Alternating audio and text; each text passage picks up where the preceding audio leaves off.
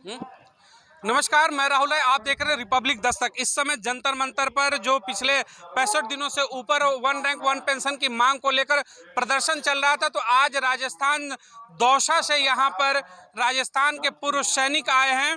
उनसे हम बात करते हैं कि इतनी दूर से चलकर आज उनका जब यहाँ नंबर लगा तो आने वाली 30 तारीख की जो लड़ाई है, सांसदों के घरों को घेरना, उनको पत्रक देना, वो कैसे होगा। आपका स्वागत है। 30 तारीख के कार्यक्रम की आपकी तैयारी क्या है? सर, मैं कैप्टन मुकुट सिंह, राजस्थान दौसा अध्यक्ष, भूतपूर्व सैनिक संगठन। जो 30 तारीख का जो हमारा प्लान है वो क्या है कि हमारे देश के अंदर 545 सांसद हैं लोकसभा में। तो हम माननीय प्रधानमंत्री जी, राष्ट्रपति जी तक हमारी बात को पहुंचाना चाहते हैं कि जब 545 सांसद, जो कि देश का प्रधानमंत्री बनाते हैं, सांसद बनाते हैं, जब 545 सांसदों को हम ज्ञापन देंगे और उनके वहाँ घेराव करेंगे तो वो हमारी बात को वहाँ तक संसद में रखेंगे और पहुंचाएंगे लोकसभा। अगर जो सांसद नहीं पहुंचाएगा तो उसको हम हरा के दिखाएंगे। राजस्थान दौसा की जब जब जब बात आती है आप लोगों की, तो आप लोगों ने आरक्षण की जब लड़ाइयाँ लड़ी थी तब भी आपको देखा गया, और तमाम लड़ाइयों में आप मजबूती के साथ संघर्ष करते हैं। रेलवे ट्रैक को आप यहाँ तक कि जाम कर देते हैं, बड़े बड़े प्रदर्शन करते हैं। तो क्या ओआरपी की भी 70 दिनों की लड़ाई कहीं उसी मुकाम पर तो नहीं पहुंच रही कि दोबारा रेल ट्रैक पर आप बैठेंगे और प्रदर्शन लंबा होगा? देखो, जो इतिहास गवाह है कि जो दौसा करौली यहाँ का जो आंदोलन है लंबा 20 साल चला, कई आंदोलन चले, लेकिन यहाँ जो लोग हैं वो निडर और निर्भीक लोग हैं। किसी भी जगह गोलियां चलती हैं तो लोग भागते हैं गोलियों से, लेकिन राजस्थान दौसा और करौली में गोलियां चलती हैं तो सीना तान के गोली की तरफ आते हैं। क्यों? हमारे अंदर कोई, और जो हमारा अगुवा एक सैनिक है जिसने करके देखा, तो जो सैनिक एक ट्रेनिंग शुदा होता है, सैनिक ने ट्रेनिंग ली हुई होती है और ट्रेनिंग दी जाती है विदेशों से लड़ने के लिए। लेकिन जब अपने हक की लड़ाई हो तो हम अपनी आत्मरक्षा और अपना हक लेना भी जानते हैं। जो हमारे आंदोलन होते हैं वो प्लानिंग शुदा होते हैं। उसमें सबसे पहले एडम को ध्यान में रखा जाता है कि एडम साइड किस हिसाब से होगा, इंटेलिजेंसी आईएनटी किस हिसाब से होगी, अपना जो टक्कर लेनी वो किस हिसाब से होगा, लड़ाका कौन होंगे। जिस प्रकार से फौज में पूरी प्लानिंग होती है वही सेम प्लानिंग लड़ाई की बना करके हम आंदोलन करते हैं, जिससे कि हमारा आंदोलन लंबा चल सके। अगर सरकार ने इस धरने को उठाने की कोशिश की तो देश के अंदर 28 लाख फौजी हैं और 28 लाख फौजियों के परिवार भी हैं, रिश्तेदार भी हैं, तो देश के अंदर देश भड़क जाएगा। कश्मीर से कन्याकुमारी तक ये आंदोलन बहुत उग्र रूप ले लेगा। ये हम सरकार को एक तरह से, सरकार अपनी कान खोल ले और आंख भी खोल ले कि इसमें अगर सरकार जो मीटर गेज अभी डाल रही है ने, इसको हल्के में ना ले। सैनिकों को सरकार हल्के में बिल्कुल ना ले।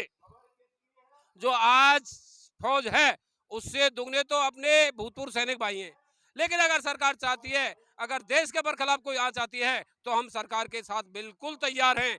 जहां भी सरकार पूर्व सैनिकों को बुलाएगी हम एक दिन, आधे दिन में आने के लिए तैयार हैं और विदेशों से लड़ने के लिए तैयार हैं।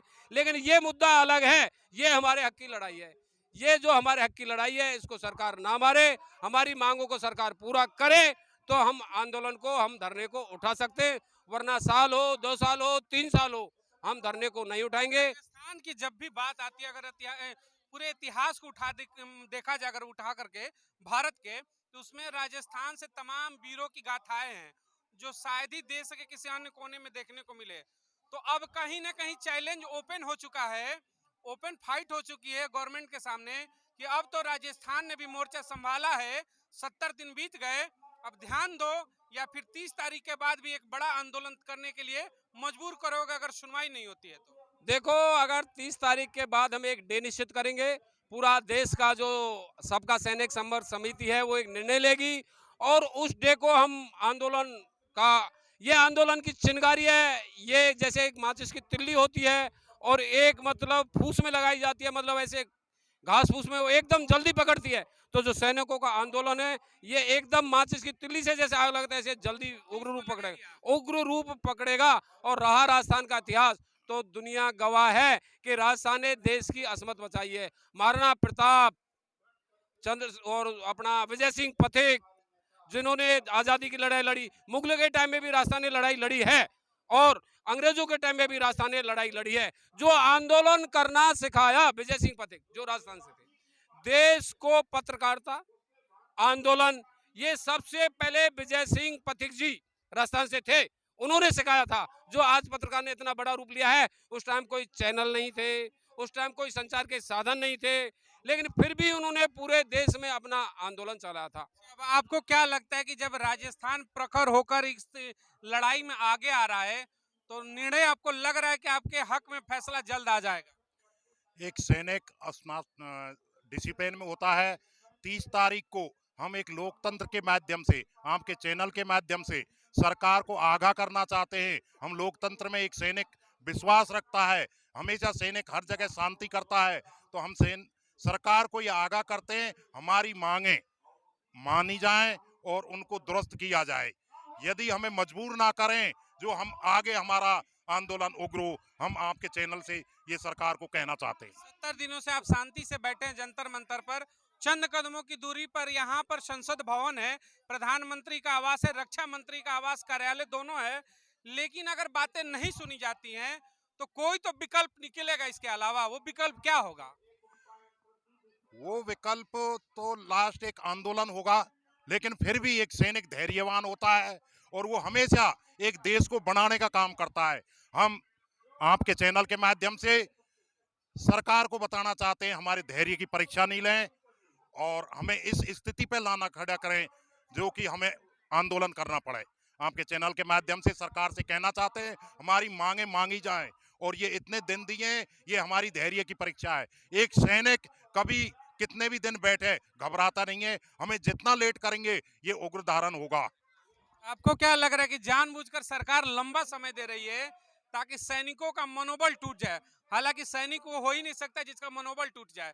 आपको क्या लगता है कि जानबूझकर सरकारें लंबा खींच रही है? श्रीमान जी, आपके चैनल से कहना चाहते हैं, सैनिक का मनोबल कभी नहीं टूटता है। हमें ट्रेनिंग दी गई है, हमने जवानी का टाइम देश की सेवा के लिए बिताया है। आज हम घर पे गए हैं, हमको ये ऐसी स्थिति पे खड़ा कर दिया जो रोड पे आए। अभी हम ये यदि सरकार बोलती है कि इनका मनोबल तोड़ दे, वो उसको गलत फहमी है। हमारा मनोबल, हम जितने बुढ़े हैं उससे और ज्यादा मनोबल हमारा आप है। हम पीछे नहीं हटेंगे, हमारी मांगे, हमारा मुद्दा हासिल करके रहेंगे। चलिए एक बार थोड़ा मुख्य मुद्दे पर आ जाते हैं। वन रैंक वन पेंशन की जो डिसेबिलिटी है और जो अनइक्वालिटी है उस पर बात करते हैं कि जब बात होती है एमएसपी देने की, तो उसमें कितनी बड़ी खाई है ऑफिसर्स और सैनिकों के बीच में? छोटे शब्दों में मैं चाहूंगा कि थोड़ा कम से कम शब्दों में लोगों को जरूर बताएं। देखो, जो एमएसपी मिलिट्री सर्विस पे है, ये अफसर्स को 15,000 अबाउ है और जवान को 5,000 है। तो और एक जो एमएनएस नर्सिंग ऑफिसर होती है, उसको 10,000 है। तो मिलिट्री में सर्विस तो तीनों करते हैं, तो ये इक्वल होनी चाहिए। उसका पेमेंट अगर अफसर है तो ज़्यादा दो, लेकिन जो अलाउंस और एमएसपी है ये तो सबकी बराबर होना चाहिए।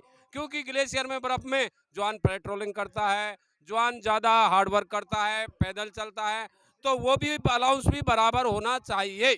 ये इसमें अलग अलग नहीं होना चाहिए। हमारी तरफ से जो उनको आज ज़्यादा देना है तो अफसर्स को तनख्वाह ज़्यादा दो, लेकिन अलाउंस बराबर होने चाहिए। अलाउंस की मेन मांग है कि वो तो कम से कम बराबर होनी चाहिए। एमएसपी और अलाउंस ये बराबर होने चाहिए। चलिए बहुत बहुत धन्यवाद। ये थे राजस्थान के प्रमुख सैनिक जो वहां से दौसा से चलकर आए हैं। अपनी बातों को इन्होंने खुलकर रखा कि एमएनएसपी की जो बात है, एमएनएस कोर में जो मेडिकल कोर में अनइक्वालिटी है और उसके बाद इनके ऑफिसर्स और सैनिकों के बीच में जो एक बड़ी खाई है 15,000 और 5,200 रुपए की, ये चाहते हैं कि कम से कम उसे तो इक्वल किया जाए। जय हिंद।